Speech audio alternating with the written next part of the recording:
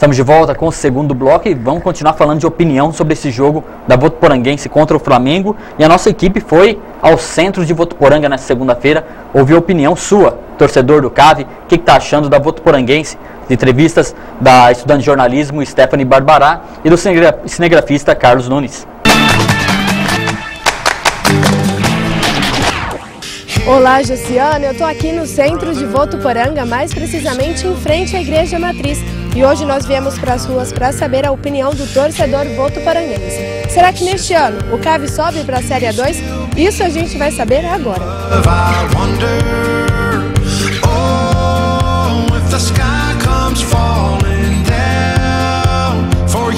O senhor acha que a Votuporanguense em 2015 vai subir para a Série A2? Eu acho que vai.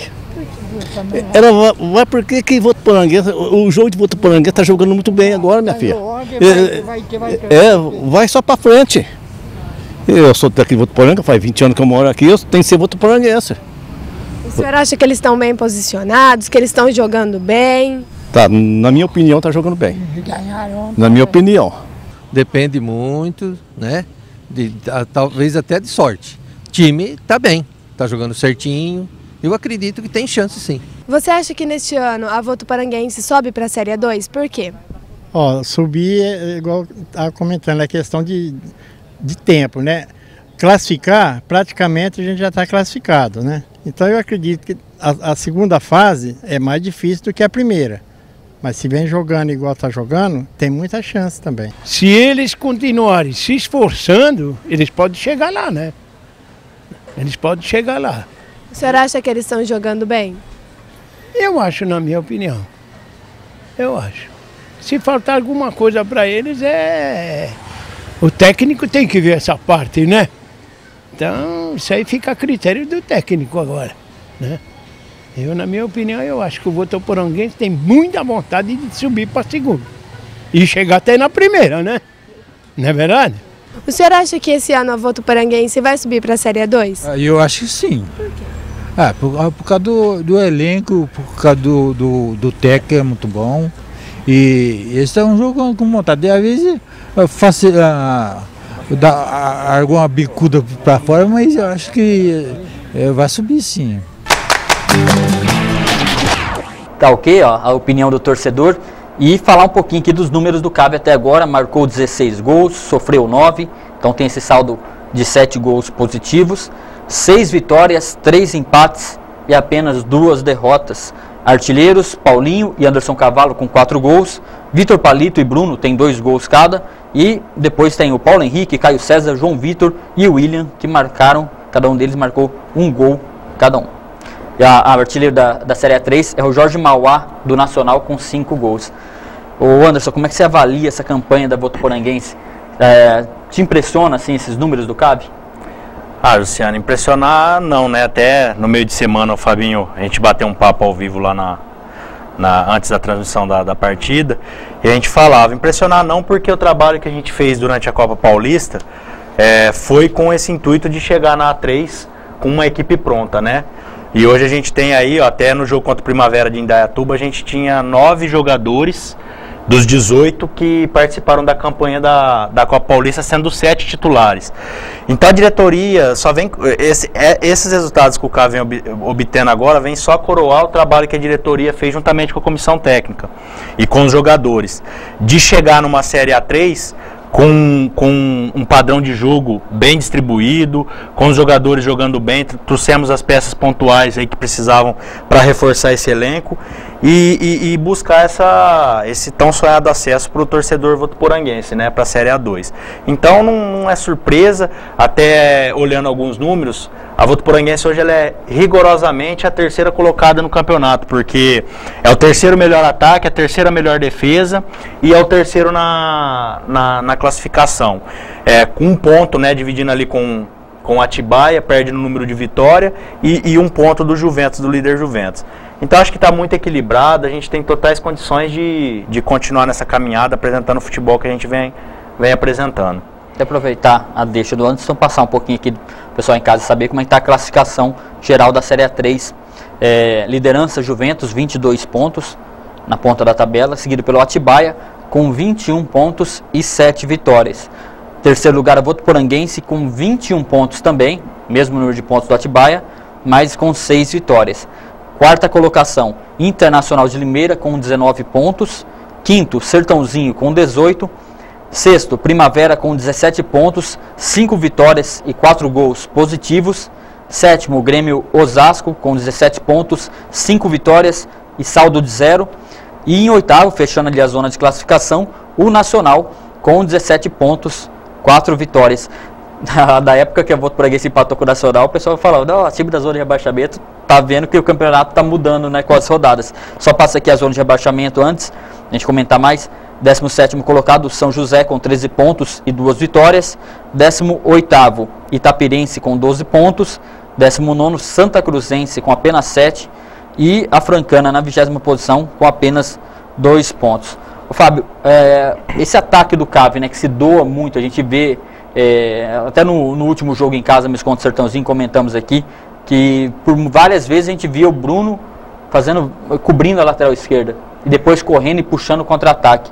Anderson Cavalo, um guerreiro em campo, dando carrinho lá na frente. Tanto é que o primeiro gol nasceu mesmo dessa pressão do CAV. O que você tem a falar desse ataque do CAV que faz uma função para o coletivo? O Bruno ontem, até fiquei observando ele boa parte do segundo tempo. E é impressionante como ele corre, ele cumpre uma função tática muito perfeita. Ele volta realmente, ele acompanha a passagem do lateral até a linha de fundo. Depois ele novamente tem um arranque muito forte, jogador de muita velocidade, alto. E ele vai até a linha de fundo depois também acompanhando o ataque. Essa função dele é importante. O Cavalo também, ele marca muito na frente. E você fazer o atacante entender que ele é importante para marcar, às vezes o 9 quer fazer gol, ele não quer marcar. E você vai lá, o Cavalo, um jogador carimbado da divisão, tem nome, você fazer ele se doar tanto pelo time, é nessas horas que você vê a união da equipe, realmente que a equipe está fechada. Ele ajuda no ataque, ele ajuda na defesa. E é um ataque dinâmico. O Bruno chegou aí no decorrer da competição, e quando eu vi ele no primeiro treino, ele já marcou 2, 3 gols no primeiro treino dele, que foi no Clube dos 40. É um jogador muito importante, que veio para somar, veio de última hora, foi na terceira ou quarta rodada que o Bruno acabou chegando no elenco. Não, chegou na primeira. Ele chegou faltando uns 4 dias para a primeira rodada. Isso. Então ele foi estrear só contra o Nacional na segunda. Não, ele estreou contra o Tupã, foi expulso. Contra o Tupã, verdade. Foi na semana de foi nos últimos a chegar no elenco. Isso. E realmente foi uma contratação pontual. Ele começou na reserva e depois teve essa evolução. Realmente hoje, importantíssimo. Para mim, contra o Sertãozinho foi melhor em campo. Novamente ontem, para mim, um dos melhores, mas teve muito bem. Um ataque realmente que agora começa a dar frutos a Votuporanguense. O Bruno, até a gente viu na entrevista aí, ele até falou, ao contrário do que muita gente acha, eu não sou um jogador de área, sou um jogador de ponta, que joga pelas beiradas do campo, né? Quando eu cheguei aqui, talvez o pessoal achou que seria um centroavante, até, né, teve um jogo, se não me engano, que ele não tinha... Que ele fez essa função. Ele jogou de centroavante, estava suspenso, e assim, a gente viu que não rendeu, agora pelas beiradas do campo, buscando o jogo, joga muito mesmo, né, Anderson? Isso. O legal que você falou, Josiano, só do G8 aí, que você leu os classificados, o legal é que o Votuporanguense já enfrentou todos, só não enfrentou a Inter de Limeira, o Atibaia e o Grêmio Osasco, que virão ao Plínio Marim. Então são 3 adversários diretos que jogarão aqui no Plínio Marim contra a gente. Então a gente vê como a Votuporanguense já está, vamos dizer, enfrentou os melhores da competição até o momento. O que não diz nada também, porque quem está lá embaixo também no sufoco é difícil enfrentar.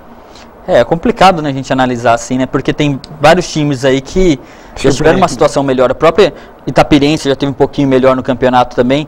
O Flamengo, que a Votuporanguense venceu, está na 12ª colocação, mas todo mundo viu que é um bom time, né? Taubaté, que já esteve na primeira, segunda colocação, hoje está na 11ª. O Rio Preto, que estava numa situação até um pouquinho meio que na zona de baixamento, já está ali, se não me engano, com 2 vitórias seguidas, já está dando uma saída dessa situação. O Votuporanguense vai pegar um time em evolução. Campeonato difícil de avaliar, né, Anderson? Até você está com a classificação aí, a diferença do oitavo, o oitavo tem 17, né? Isso. E o primeiro da zona de rebaixamento aí tem 13, se eu não me engano.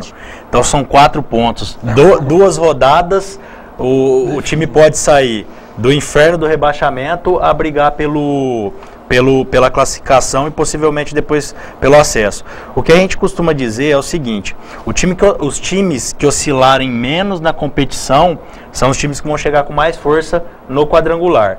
Então, se a gente parar para pensar, a Votuporanguense está no caminho certo, a gente avalia que está no caminho certo. Perdemos um primeiro jogo de estreia, jogo difícil.